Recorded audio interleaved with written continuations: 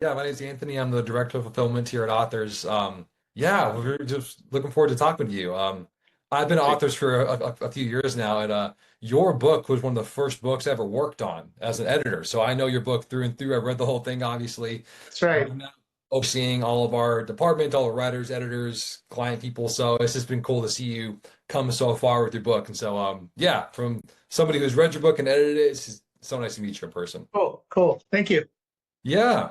So thanks so much for hopping on the call. We can just have a short call today. We just wanted to hear from you. We're just so excited to hear about your progress. We shared your update with our whole team, like the whole company. Everyone's just so excited to hear our clients, authors like you, just seeing so much progress from your books. And we just want to hear more about you. And we're going to record this, and so we can use this as a case study to have you on the website. We can really promote you and your book. But we just want to hear from you about kind of what drove you to publish a book, and we can maybe start there. Like, what drove you to publish a book, and why did you want to do this in the first place? I think it's a unique profession that I was in.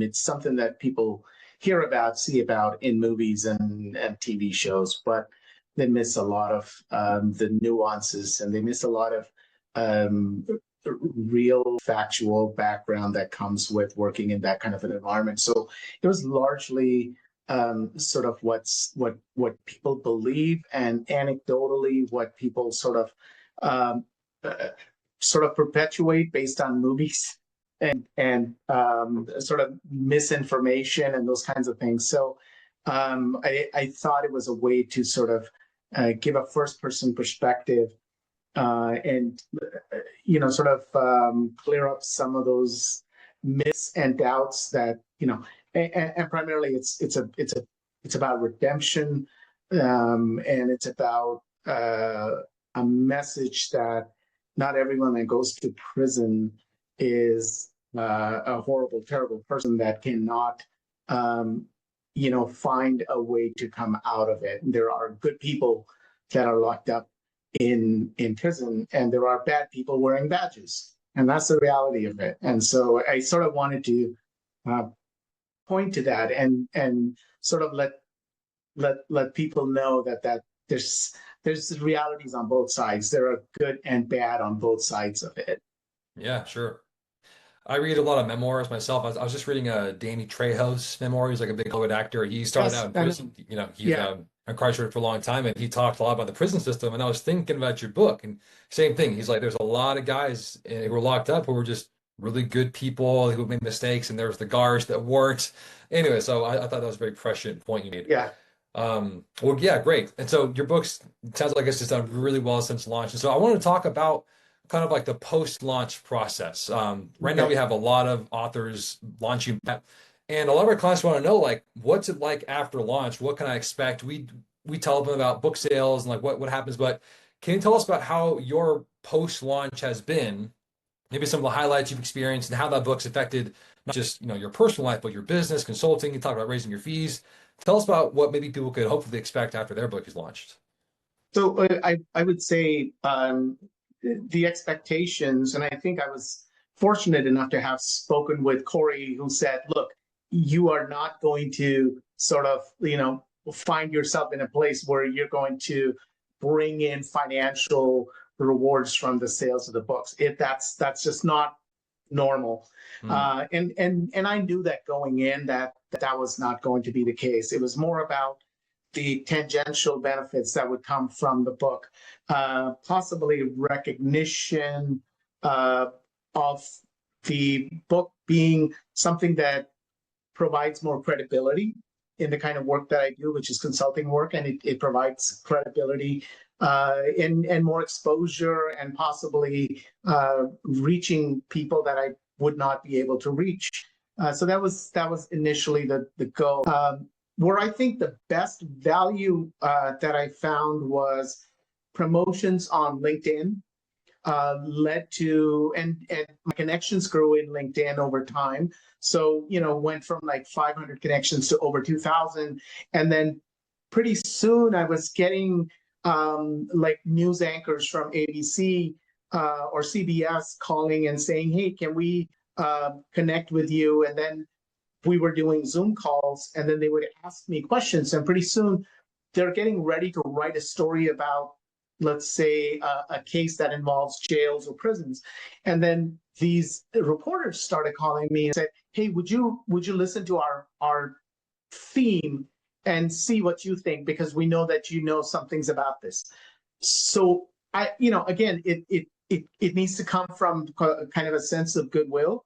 And of course, it's all unpaid, it's voluntary time, right? But I'm like, hey, it's worth the effort to talk to somebody, maybe because they're trying to do some good. So I did, and I did dozens of these kind of calls.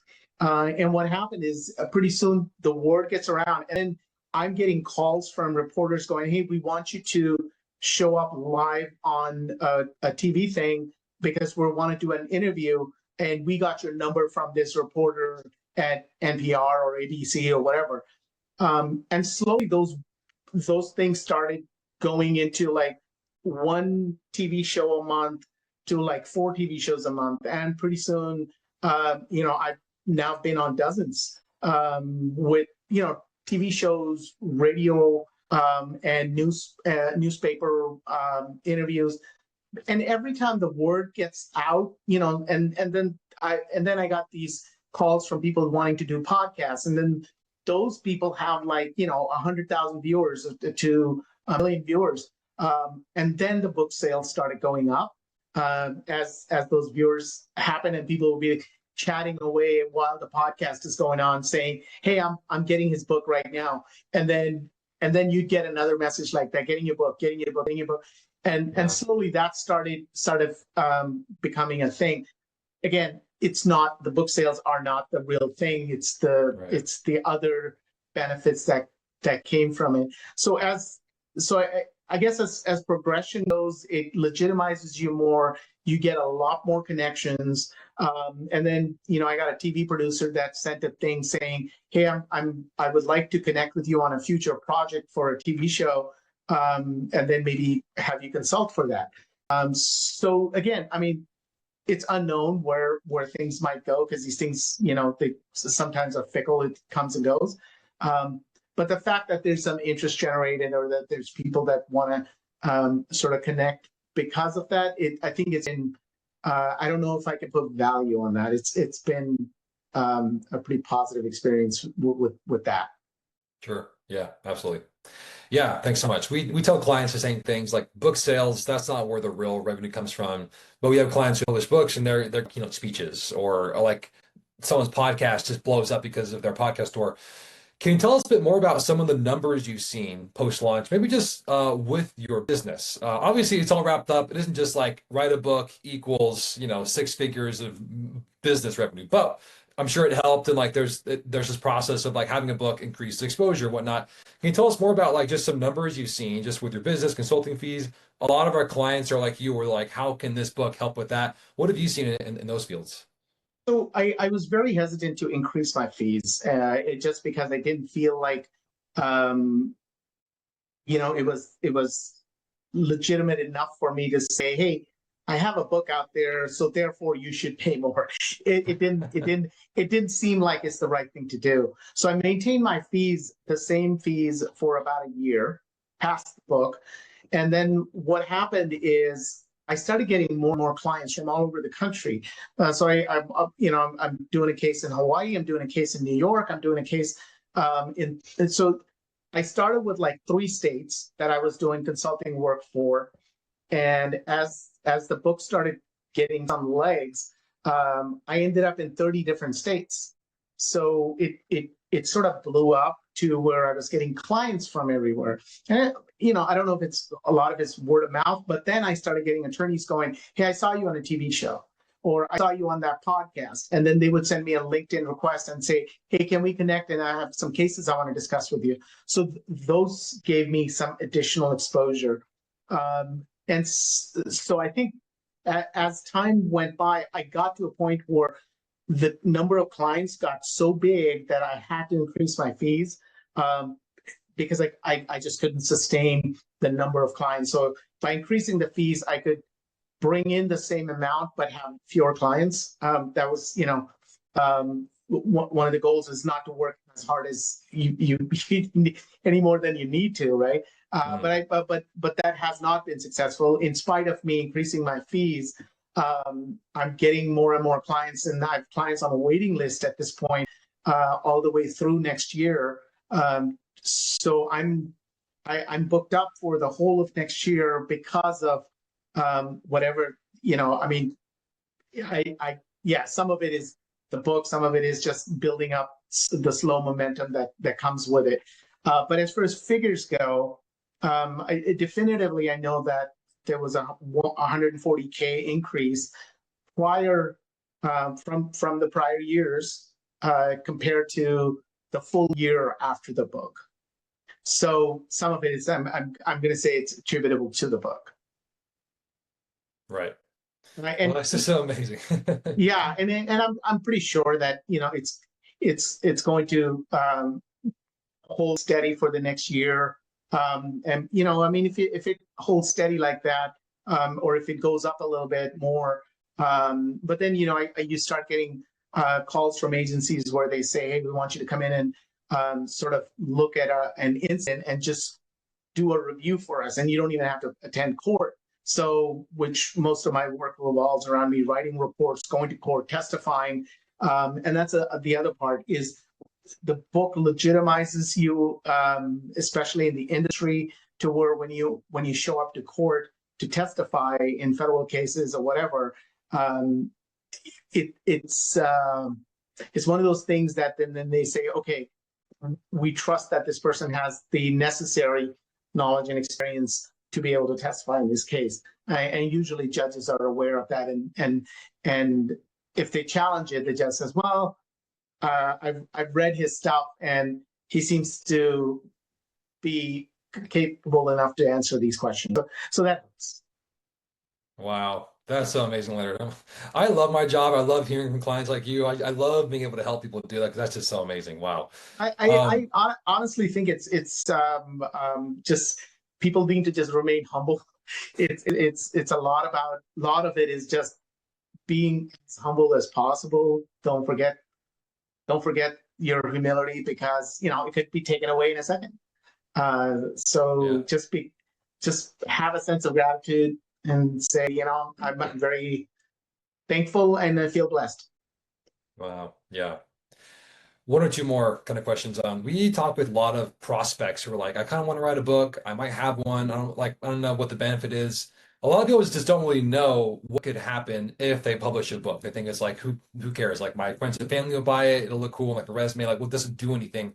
What would you tell prospects who are on the fence who might have an idea and are maybe reluctant to pull the trigger? What would you tell them about working with authors and writing a book and what that can do for them?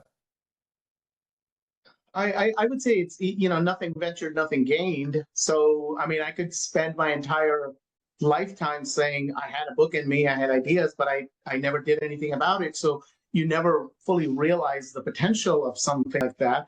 But it's kind of like that song. It's better to have lost and loved than to have never loved at all.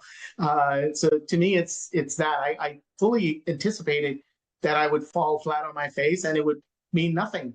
It would be just an investment, and at least I got it out of my system. It was cathartic for me to sort of exercise the all of these thoughts and ideas and spirits and stories that I had with me, to put it out there.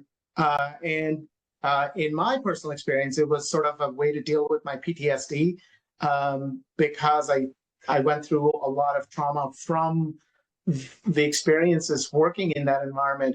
And so putting it down on paper and sort of purging, it was a healing process. So it wouldn't have mattered if I didn't sell more than 10 copies. It was more of, what did I benefit from it was more than I can actually describe on paper. It was something that needed to be done. I needed to get it out of me.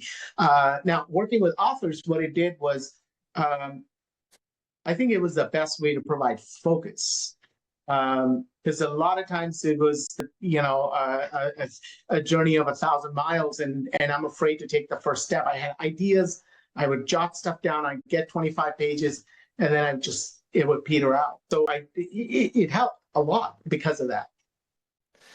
Well, Leonard, thank you so much. That's really all I have. I know that you're really busy. You have clients who are lined up waiting for you, so we can end up here. But thank you so much. We're definitely gonna post this on the website. Have like a link to your book there, like just drive traffic there. I think this is really just gonna inspire our whole team just to be like, wow, this is who we get to work with. Thank you so much for your time today. Thank you, Anthony. Take care.